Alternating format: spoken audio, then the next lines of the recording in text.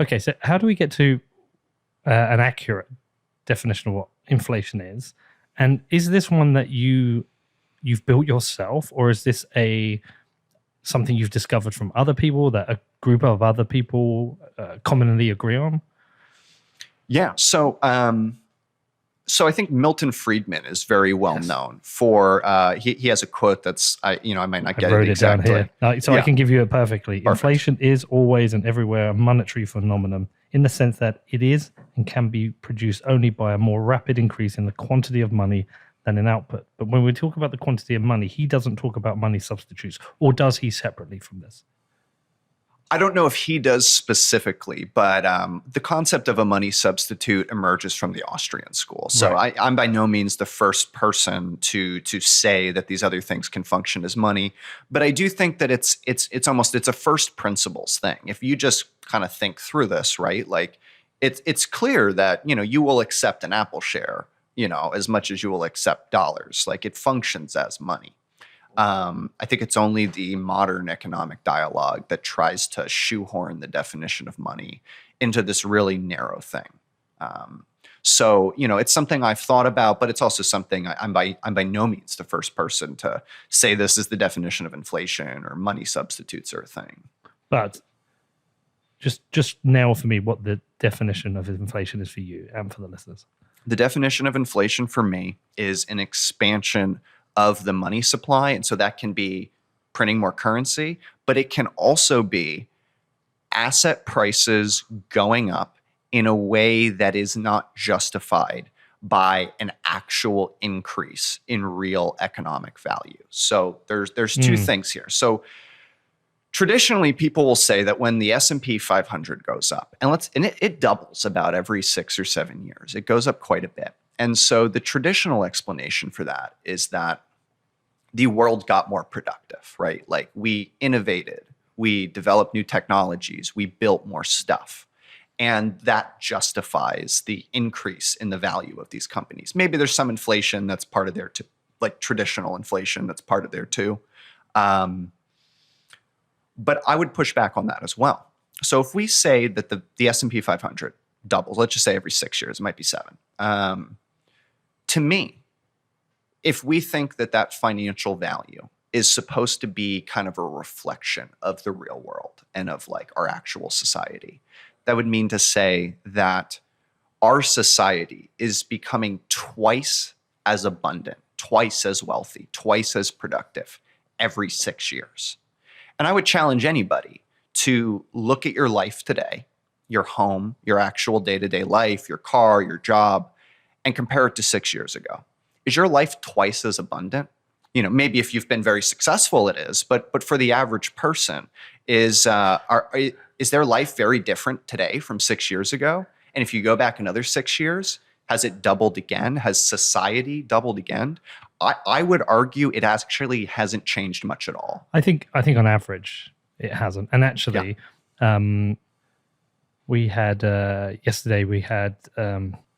On the show, Jeet. Do you know Jeet? Yeah. And he's actually talking about we're actually in civilizational decline right now, but we have a veil. It's like this veil that is hiding this, and so we have this belief that we're richer and wealthier, but it's a complete myth. It's bullshit. We've actually gone through complete civilizational decline. God, that's a toughie. Yeah.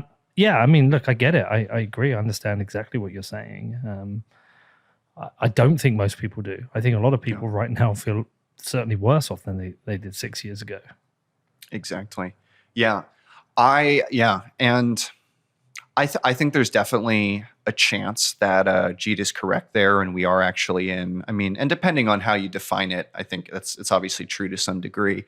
I don't know if I'm fully on that side. There's definitely a lot to be said for it, but I am 100% on the side that we are not in this like exponential advance of technology development. There's this very common belief in Silicon Valley and tech investors that we are living in like the fastest increase of technology that we've ever seen. And I very much disagree with that. And I think, we have to start from kind of first principles here. If you look at the life of somebody who was born in the 1900s, let's say 1900, and you look at like what their, obviously they go through the Great Depression and there's the war, but if you look at like their actual life was transformed with regularity. Everything, we develop all these technologies, like, your house actually changes. You get air conditioning, you get a refrigerator, electricity, telephones, like cars, all these, there's really broad-based transformations of tangible technology. And from the time you were born in 1900 to the time, you died, if you were fortunate in 1990, the world was totally different. Your life was irrevocably different. And if I look back on the last 20 years, right, from 2002 to 2022, outside of like cell phones and efficiency in computers, and like the TV is thinner, but it's still a TV. We had a TV back then. I don't see that life has changed that much at all. It's good. It's great. Like I want to just echo that. Like, our lives are fantastic today. We live in an extraordinarily abundant world, the most abundant it's ever been. But the rate of change and improvement, I do not see as going very quickly. I think we've hit a stagnation. Yeah, I completely agree with you. So what is the use in actually having a correct understanding of inflation, and what are the problems with the just attributing price increases as inflation? Yeah. So the point of having a correct definition of inflation is, first, it centers the dialogue. And I believe very fundamentally that like we need to have this recentering where the actual world is the real value and the financial world is a useful tool that helps us coordinate it. Having the right definition is important because it gets rid of the smokescreen. There is this kind of, you were talking about this, I think, a little bit with what you said with Jeet's comments, but when we only define inflation as issuing of more currencies, that's how we get to this point where, QE isn't inflationary, right? Like, the central bank's QE policies, they're not inflationary. And we can talk about the actual bond dynamics there, but this big asset, this asset bull market, stocks going up, all these things going up, that's commonly seen as like, that's not inflation. We're not creating inflation. But if we define inflation in the way I'm arguing we should, what you see is that what actually happens there is you have a fixed, or let's just say it's growing at 2% a year or whatever, the real world of actual things. Let's say that's improving at 2% a year, but then the asset market is going up 10% a year, right?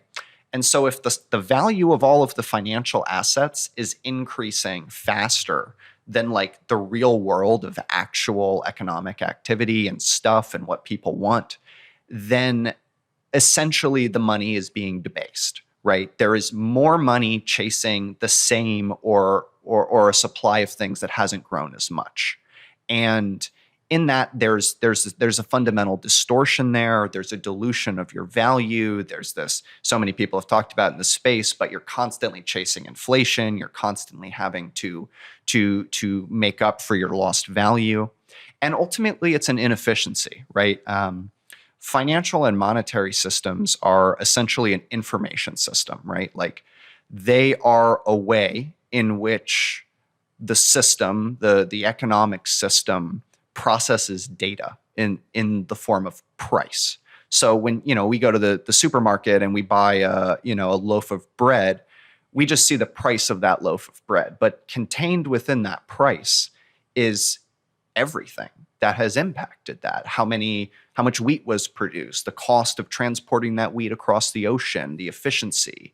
And so the price signals, which is often talked about, are these data points in an information system that processes all of this in a way that you couldn't, no singular human being has access to all of the information that's contained within price and within a financial system. But that's that signal, that the fidelity of that data, it gets distorted when you're constantly expanding and changing the money supply, and it results in capital misallocation, wrong investment decisions, all sorts of chaos. Yeah, that's a lot of what Jeff Booth spoke about last Yeah. time I was with him, talking about how the expansion of the money supply distorts the money, distorts the Yes. system, and Yes. that does lead to malinvestment. But what I'm trying to understand here, just help me work through this. We can have inflation because the value of assets like property increases, and that would come from, hopefully, from the world becoming more productive, people having more money, maybe wanting to move up the housing ladder. But that feels like a positive thing. But we can also get inflation from expansion of the money supply. And yes, if you're near the spigot and that benefits you, great. But generally speaking, if that's diluting the system, that's negative inflation. Yes. But both of them can drive inflation. So one feels positive, one feels negative. Sure. Does that make any sense? Yeah, it does make sense. It makes perfect sense. And so, I think in just refining the definition just a tiny bit, I would say that inflation is where there is the increase in asset prices that is not driven by economic activity or improvements. Okay, yeah. So if it's going up because, if let's say I'm the CEO, I'm a founder, and I create a company that can extract nitrogen from the air and convert it to fertilizer. This is this huge problem in the world. We could stop using, so many resources. That adds a tremendous amount of economic value to the world. Let's say my company is instantly worth $1 trillion. There's now $1 trillion of more financial assets. But my company has now also added $1 trillion of real value to the world in this scenario. So I would say that's not inflation. You could argue that any increase, you could say that it is. I don't think that's as helpful. I would say that's not inflation. It's only when they're mismatched. And that's very hard to define. Like I'll be the first to say that is very difficult to get a quantitative measure of, to define. I don't know exactly how you would, actually measure that in an accurate way, but it's functional in a way to think about the world and to view inflation. And if you have the definition, how do you measure it, and how do you interpret that measurement to yourself? Because I even spoke to Eric Weinstein about this, where he said the problem with measuring inflation is, well, what does that mean for me? My assets are different from yours, my purchases are different from yours. So how do we actually use inflation ourselves to react to it? Yeah, absolutely. So I think to answer that question, it is on a personal basis. You need to see how this myriad of economic factors of money supply dilution, asset prices going up, and how that translates into the actual prices, so the traditional consumer prices of the stuff you're going to buy. And that impact is going to be different for everybody. And that's, I think, that's, to answer your question, that's something that can only be navigated on a person by person basis, right? Like, somebody who has owned their home for 20 years and somebody who is paying rent in Miami, they're impacted in a very different way from the rent component of CPI, right? So, the actual real number of consumer price increase, that's going to differ on a person-to-person basis. And it's one reason that even if we're just looking at CPI and we're just looking at consumer price increases, which I'm saying is different than inflation, but even if we're just looking at that measure is very, very inaccurate, right? It's like a one-size-fits-all number that may in no way match your actual consumption patterns or my actual consumption patterns. Do you know Jeff Snyder? Sounds familiar. Yeah, so we had him on the show this week, and we were talking about inflation with him. And we were talking about the massive increase in prices that we're seeing at the moment across the board. And he said, this is not inflation. Mm-hmm. And his view is that the government has been printing a lot of money, expanding the money supply quite significantly ever since 2008. Sure. But when you look at the inflation numbers, it's only recently we've seen a large increase in inflation. And he said, well, what's happened? Well, he said, we closed down the global economy, and we put a shock in the system of the supply chains and logistics, and we also have a war. He said the reason energy prices are up, it's got nothing to do with an increase in the money supply. It's actually from a lack of investment in energy, and it's also because the war has seen the prices increase. He said that is a price increase, that's not inflation. And he said the majority of other things have gone up is because we've stopped an economy, we've restarted it. So he doesn't think the money that's gone into the system has caused these price increases. Do you think that's a fair observation?